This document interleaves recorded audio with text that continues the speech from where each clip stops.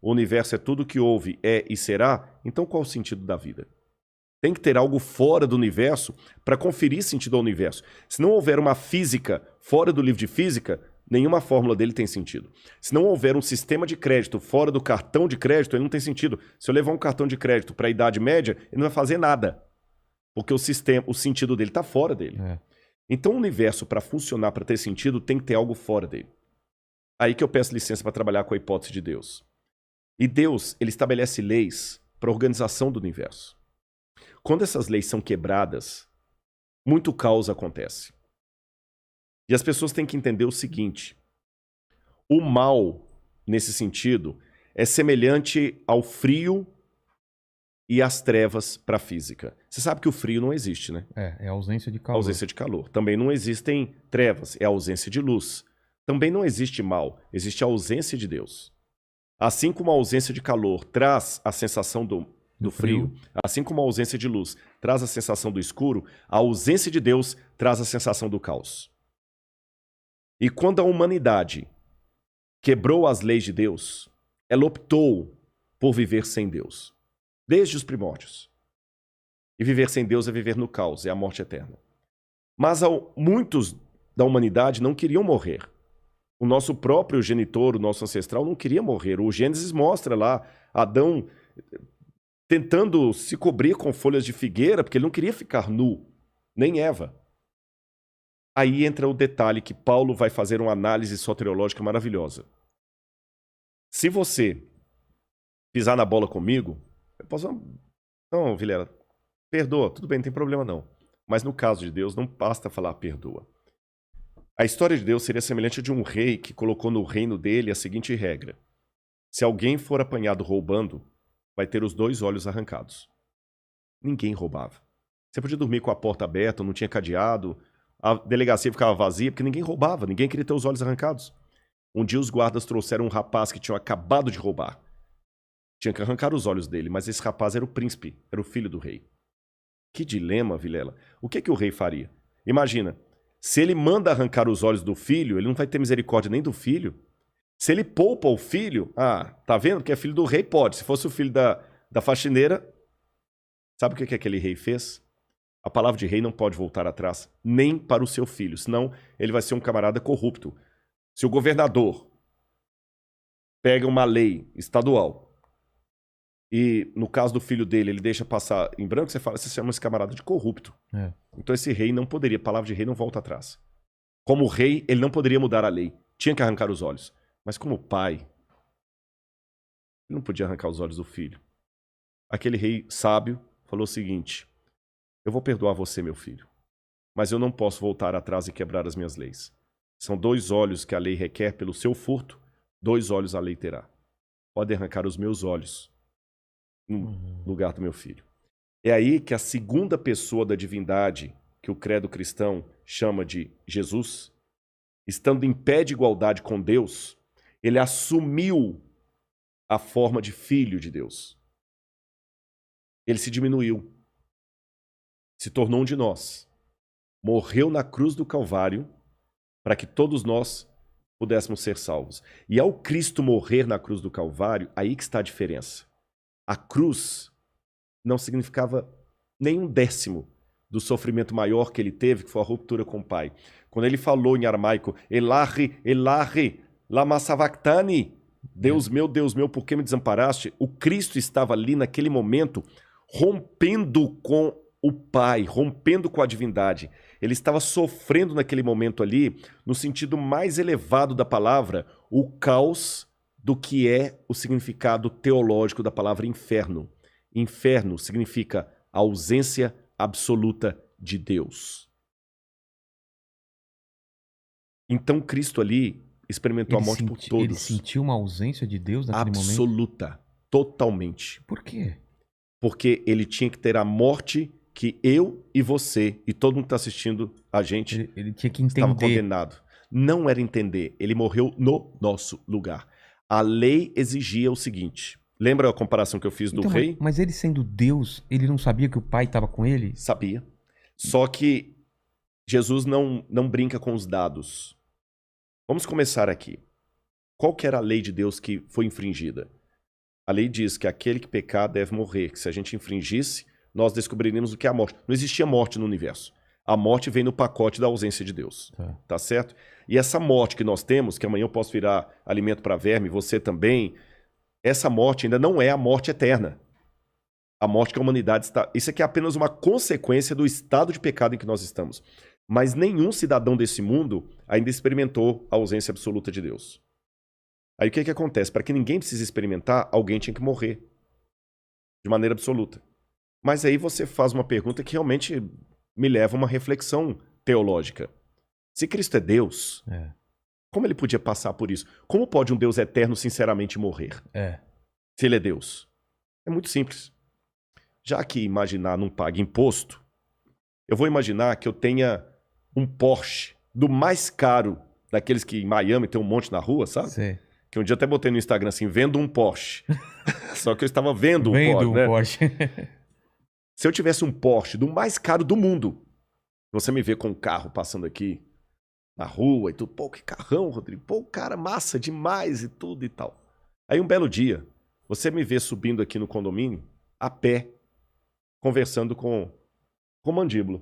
Tá. Aí você fala assim, pô, Rodrigo, cadê o Porsche? Tá na garagem. Por quê? É porque o Mandíbula, por alguma razão, vou criar aqui, viu, Mandíbula? Ele tá com um problema aí, coitado, ele foi abusado na infância. Ô, louco! Foi dentro de um carro. Podia ter criado outro problema. Mas tudo bem, já que foi criado esse problema. Mas, enfim, ele não entra dentro de carro. Ele tem uma fobia. Mas ele precisa caminhar comigo aqui no condomínio para trazê-lo até aqui. Então, o único jeito que eu tive de vir com ele até aqui é deixando o meu carro na garagem. Aí você vira e fala assim, pô, Rodrigo, não faz sentido isso não, cara. Se você tem o Porsche, você tem que andar de Porsche. Não. Se eu sou dono do Porsche, ele escolhe. Eu sou dono bastante para usá-lo ou não. Então vamos a algumas definições aqui. Eu perdi o meu carro? Não. Eu continuo proprietário de um carro? Sim. Mas eu estou de fato andando com o Mandíbula ou estou fingindo que estou andando com ele? Não, você está andando. Estou andando com ele. Cristo, diz o apóstolo Paulo, ele se esvaziou da sua divindade. É esse o termo que Paulo usa. Filipenses 2, verso 5. Tenham em vocês o mesmo sentimento que houve em Cristo Jesus, porque ele, existindo por toda a eternidade, na forma de Deus, em forme tuteu, como diz em grego, ele não julgou como usurpação ficar agarrado ao fato de ser igual a Deus. Antes, a si mesmo se esvaziou, kenosis em grego. É como você pega um balão e ele murcha. Se esvaziou, assumindo a forma de servo. E na forma de servo, sendo reconhecido em figura humana e aceitando a morte e morte de cruz. Para que Cristo pudesse morrer, ele pegou a divindade dele, não a perdeu. Ele podia, a qualquer momento, com seus poderes, falar, não, vou morrer. Não vou morrer e acabou. Então. Mas o que ele fez? Ele me amou e amou você. É por isso que, para mim, é difícil falar de academicismo, de intelectualismo, sem falar de Deus. Não é linguagem igrejeira. Paulo, eu sei que muita gente talvez vai parar de assistir a nosso bate-papo agora e outros talvez vão até interessar.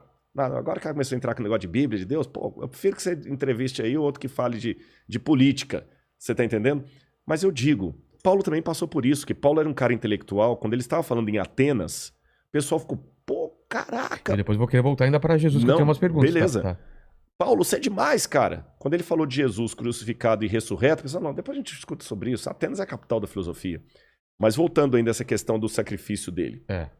Ele pegou a divindade dele para comparar o Porsche, deixou na garagem, se tornou homem de verdade. Nasceu de Maria. Sentiu as dores. Nasceu de Maria como qualquer ser humano, exceto em pecado.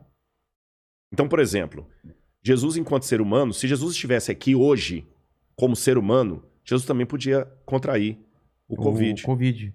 Com certeza. Se eu pegasse ele estava sujeito um pedaço de pau e batesse no braço de Jesus, ia quebrar o braço de Jesus. Ele ia sentir essa dor. Ele ia sentir essa dor de verdade. E quando ele estava na cruz do Calvário, ele não podia usar nada dos poderes dele para se beneficiar, senão o sacrifício não seria real. Esse sacrifício, deixa eu falar sobre esse sacrifício. Foi profetizada a vinda dele. Foi. Muito antes. Uhum. Então, ele... Isso que eu não entendo. esses profetas, quando falavam que havia um cordeiro, que havia essa figura para salvar todo mundo, era Deus se manifestando nessas pessoas, sabendo que ele ia vir, ou ele induzindo essas pessoas a criarem essa figura e depois ele se encaixou nessa figura. Você entendeu a diferença? Entendi. Não, eu acho o seguinte, Deus, ele é aquele que assiste o filme e, sem ser chato, tem o direito de dar spoiler. Porque ele sabe tudo, né? Porque ele sabe tudo. Ele dá o spoiler. Então a profecia é nada mais nada menos que o spoiler de Deus. Não é exercício de futurologia. Não é como o presidente da IBM que falou que no mundo só teria espaço em 50 anos para 5 computadores. Tá. Errou feio, tá certo? Deus não. Ele apenas fala o seguinte, vai acontecer isso aqui. É como se eu assistisse algumas um filme. pessoas. Exatamente. E por que Deus não falou para todo mundo? Por que ele fala para algumas pessoas? Vygotsky me dá a resposta. Vygotsky dizia que o ser humano, como tal, só aprende na interação com o outro. Ou seja, você pode ser um cara fera no humor. Eu não entendo de humor. Eu não sei fazer um stand-up. Se eu quiser saber detalhes de um humor, eu vou ter que aprender com o Vilela. Mas lá na plateia, vamos supor que você tem, rindo do seu humor, um advogado. Tá. Se você receber um processo, você vai precisar da ajuda daquele cara que sabe o que você não sabe.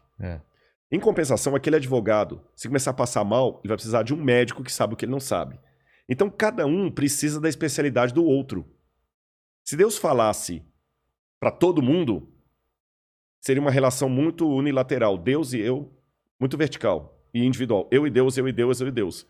Deus fez o seguinte, olha, já que o ser humano, Vygotsky de novo, aprende na interação com o outro, ao invés de falar para todo mundo, eu vou falar para alguns que vão ser uma espécie de especialistas para revelar para a humanidade o que eu quero. E esses especialistas não vão ser arrogantes, não vão ser os que dominam, vão ser os servos.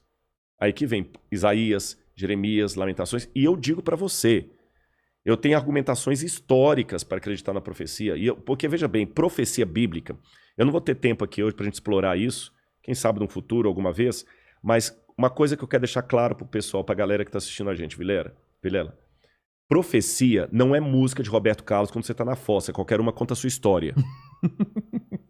Tá bom? Profecia é muito específico. Tá bom? Eu tenho, por exemplo, a profecia de Ezequias.